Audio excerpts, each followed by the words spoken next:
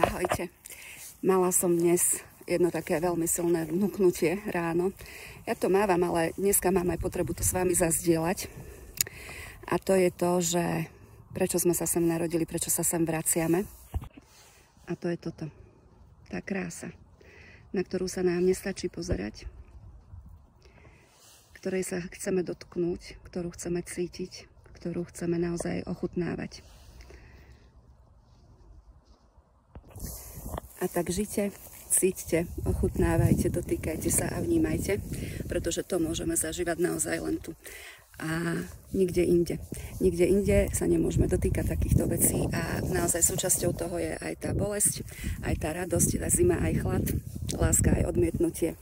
A len naozaj za všetkým tým je naša chuť to zažívať. Na vlastnej koži, na vlastnom pocite, nie sa na to len pozerať, pretože zhora sa na to môžeme pozerať, ale nedokážeme to tam precítiť.